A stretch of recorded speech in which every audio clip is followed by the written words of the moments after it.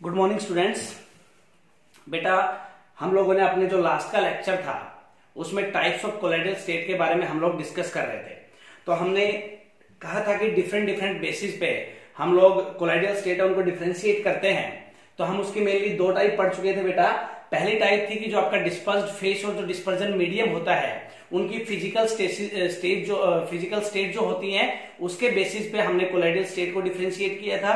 दूसरा हमने जो बेसिस यूज किया था वो क्या था कि आपका जो डिस्पर्स्ड फेस और जो डिस्पर्जन मीडियम होता है उन दोनों के बीच में इंटरेक्शन कैसा है, उनके बीच में फोर्स ऑफ अट्रैक्शन कैसा है, उसके बेसिस पे हमने कोलाइडल स्टेट को क्या किया था, डिफरेंशिएट किया था। अब हम बेटा आगे बढ़ते हैं।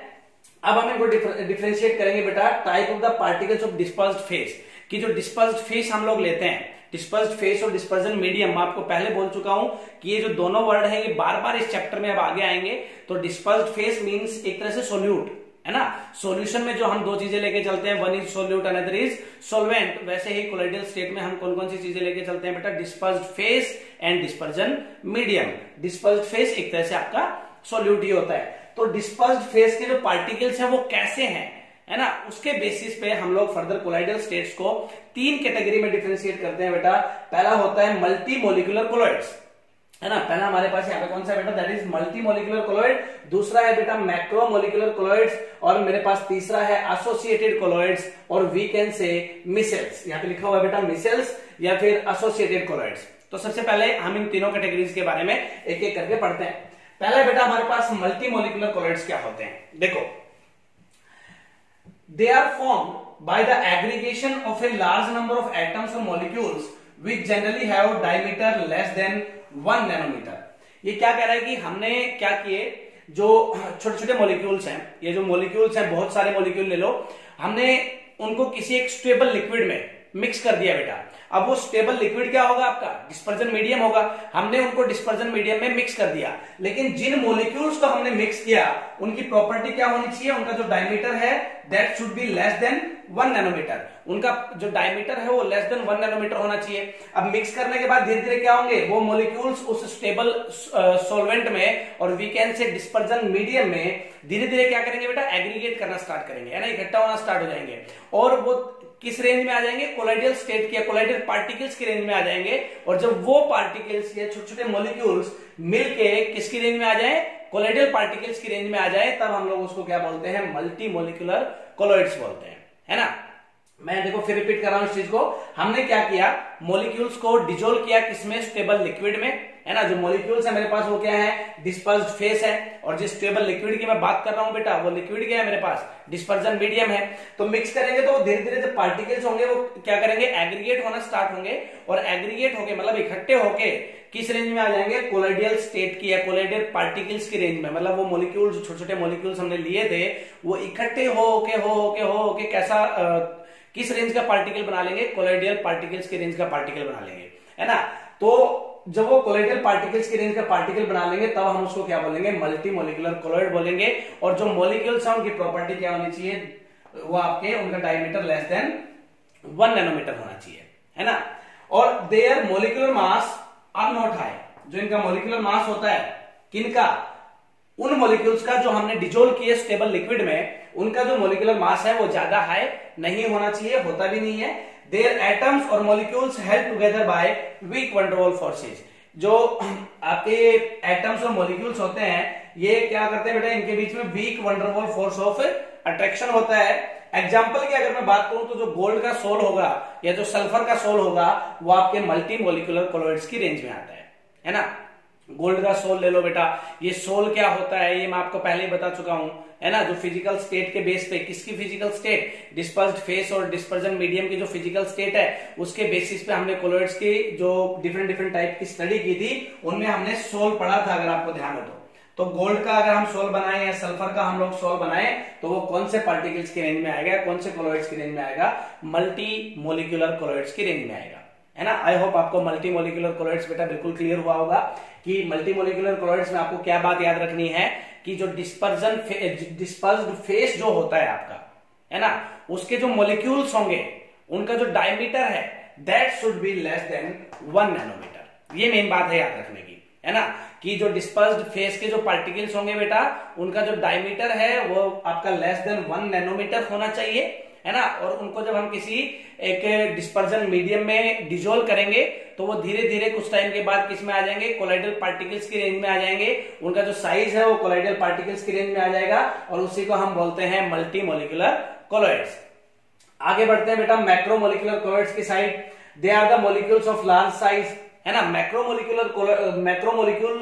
मोलिकुलर कोलॉइड्स जो होते हैं इनको बनाने के लिए वही हमारे पास एक स्टेबल क्या होना चाहिए, सॉल्वेंट होना चाहिए, या we can say stable liquid होना चाहिए, और जिसको सरफेस केमिस्ट्री में हमने प्रॉपर नाम दिया है बेटा that is dispersion medium.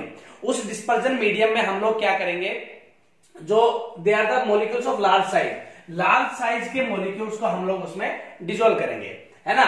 They have high molecular mass, उन पार्टिकल्स का या उन मोलिक्यूल्स का जो मास होगा वो भी क्या होगा बेटा, हाई होगा। अब वो क्या करेंगे, एग्रीगेट होकर धीरे धीरे किस रेंज में आ जाएंगे, कोलाइडल पार्टिकल्स की रेंज में आ जाएंगे। और जैसे वो कोलाइडल पार्टिकल्स की रेंज में आएंगे हम उनको क्या बोलेंगे, मैक्रोमोलिकुलर कोलॉइड्स बोलेंगे, है ना। अब सर ये जो मोलिक्यूल्स होते हैं लार्ज साइज के, ये कौन से होते हैं, या जो मोलिकुलर मास भी जिनका हाई होता है, हम यहाँ पे कुछ पॉलीमर्स उठाएंगे like rubber, nylon, starch, protein, है ना। रबर हो गया, रबर आपने अच्छे से पढ़ा है बेटा पॉलीमर चैप्टर में। नाइलॉन के बारे में अच्छे से पढ़ा है, नाइलॉन 6 की स्टडी की थी, नाइलॉन 6 की स्टडी की थी हमने, नाइलॉन 610 की स्टडी की थी। तो आपका रबर हो गया, नाइलॉन हो गया, स्टार्च हो गया, प्रोटीन्स हो गए, ये सब क्या है बेटा, लार्ज साइज के मॉलिक्यूल्स हैं जिनका मॉलिक्यूलर मास भी हाई है।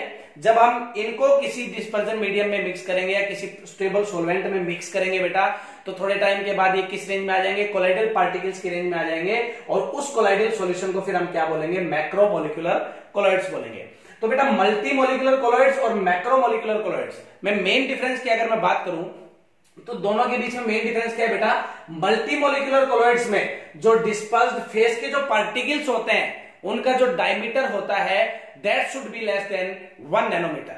और मैक्रोमोलिकुलर कोलॉइड्स में डिस्पर्स्ड फेस के जो पार्टिकल्स होते हैं बेटा उनका जो मोलिकुलर मास है वो भी हाई होना चाहिए और जो उनका साइज है वो भी क्या होना चाहिए, लार्ज होना चाहिए, है ना। अब अगर मल्टी मोलिकुलर कोलॉइड्स में एग्जांपल देखें तो गोल्ड के जो मोलिक्यूल्स या पार्टिकल्स हो गए, सल्फर के जो पार्टिकल्स हो गए, वो सब क्या है 1 नैनोमीटर से कम उनका डायमीटर होता है। क्या बनाएंगे वो आपका मल्टी मोलिकुलर कोलॉइड बनाएंगे। मैक्रोमोलिकुलर कोलॉइड्स के एग्जांपल में देखें हम नाइलॉन ले सकते हैं, रबर ले सकते हैं, स्टार्च ले सकते हैं, प्रोटीन ले सकते हैं। इनको अगर स्टेबल लिक्विड में या स्टेबल सॉल्वेंट में मैं मिक्स करके कोलॉइड बनाने की कोशिश करूं तो वो जो कोलॉइड बनेगा उसका नाम क्या होगा, मैक्रोमोलिकुलर कोलॉइड होगा।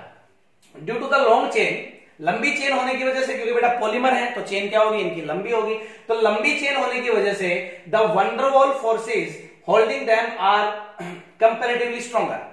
अब चेन लंबी है, मॉलिक्यूल्स ज्यादा है, तो क्या कह रहे हैं कि इनके बीच में जो van der Waals force of attraction होगा वो comparative to multi molecular colloids क्या होगा, थोड़ा सा ज्यादा होगा, है ना। तो बेटा ये मल्टी मोलिकुलर कोलॉइड और मैक्रोमोलिकुलर कोलॉइड, बच्चे इनके नाम में ना थोड़ी सी सिमिलरिटी सी दिखती है जिसकी वजह से बच्चे कंफ्यूज हो जाते हैं। आपको भूलना नहीं है, मैं रिपीट कर रहा हूं, मल्टी मोलिकुलर और मैक्रोमोलिकुलर। मैक्रोमोलिकुलर मींस बड़े मोलिक्यूल होंगे, मैक्रो का मतलब बड़ा होता है, तो बड़े मोलिक्यूल्स होंगे। मल्टी मोलिकुलर मतलब छोटे छोटे छोटे छोटे बहुत सारे मोलिक्यूल्स होंगे। मल्टी मोलिकुलर नाम याद रखना, मल्टी मींस बहुत सारे मोलिक्यूल्स। अब बहुत सारे मोलिक्यूल्स की जरूरत पड़ रही है मुझे क्या बनाते वक्त, कोलॉइडल सॉल्यूशन बनाते वक्त, तो बहुत सारे मॉलिक्यूल्स की जरूरत पड़ रही है। मल्टी मोलिकुलर मतलब आपका एक मॉलिक्यूल क्या होगा, फिर छोटा ही होगा। अगर मॉलिक्यूल बड़े होते तो मुझे ज्यादा की जरूरत ही नहीं पड़ती बेटा। तो आप इस नाम से ध्यान रखेंगे, मल्टी मॉलिक्यूल्स की जरूरत पड़ रही है, इसका मतलब जो मॉलिक्यूल है उसका साइज क्या है, छोटा है, तभी तो ज्यादा की जरूरत पड़ी। मैक्रो मॉलिक्यूल्स है मतलब आपका साइज क्या है, मॉलिक्यूल्स का बड़ा है। दोनों में आए हो आपको डिफरेंस क्लियर हुआ होगा।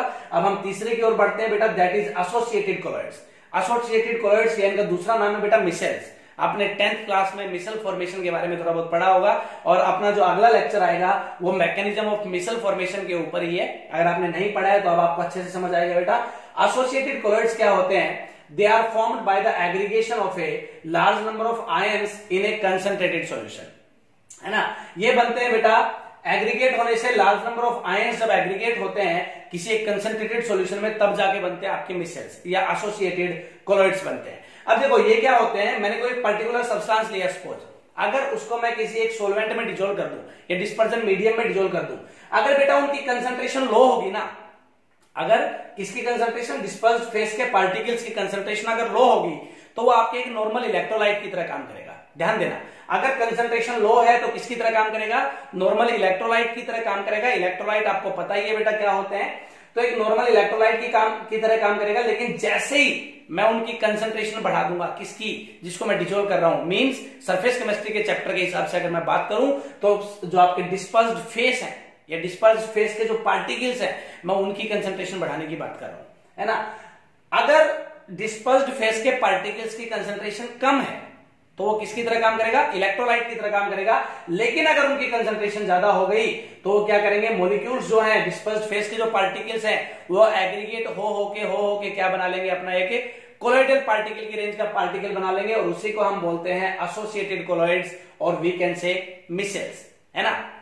आई रिपीट बेटा, कंसंट्रेशन लो होगी अगर डिस्पर्स्ड फेस के पार्टिकल्स की तो इलेक्ट्रोलाइट की तरह काम करेगा। कंसंट्रेशन ज्यादा होते ही आपका वो किसकी तरह काम करने लग जाएगा, कोलॉइडल स्टेट के पार्टिकल्स की तरह काम करने लग जाएगा, या कोलॉइडल सॉल्यूशन की तरह काम करने लग जाएगा, है ना। अब सर आपकी जो ये मिसल्स की जो फॉर्मेशन होती है एसोसिएटेड कोलॉइड्स में, ये एक पर्टिकुलर कंसंट्रेशन के ऊपर जाके होती है। मैं आपको यहां पे बता भी चुका हूं, इन एक कंसंट्रेटेड सॉल्यूशन की बात कर रहा है, क्योंकि अगर सॉल्यूशन कंसंट्रेटेड नहीं होगा तो किसकी तरह काम करेगा, इलेक्ट्रोलाइट की तरह काम करेगा ना। तो आपके जो मिसल्स की फॉर्मेशन होती है वो एक पर्टिकुलर कंसंट्रेशन के ऊपर जाके होती है, उससे पहले वो किसकी तरह काम कर रहा होता है, इलेक्ट्रोलाइट की तरह काम कर रहा होता है वो सॉल्यूशन। तो जिस कंसंट्रेशन के ऊपर आपके इन मिसल्स की फॉर्मेशन होती है बेटा, उसको बोलते हैं क्रिटिकल मिसल कंसंट्रेशन, है ना। मैं इसको मिटा दे रहा हूं, इधर बता रहा हूं आपको, उसको क्या बोलते हैं बेटा, CMC, ध्यान रखना, क्रिटिकल मिसल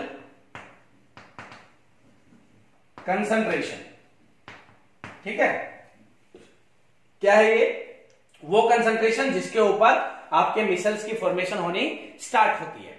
अब बेटा मिसल्स की फॉर्मेशन के लिए ना एक पर्टिकुलर टेम्परेचर भी चाहिए, the temperature above which micelles formation take place. वो टेम्परेचर जिसके ऊपर मिसल्स की फॉर्मेशन होती है उसको बोलते हैं बेटा craft temperature, KRAFT temperature, denoted by T नीचे स्मॉल k।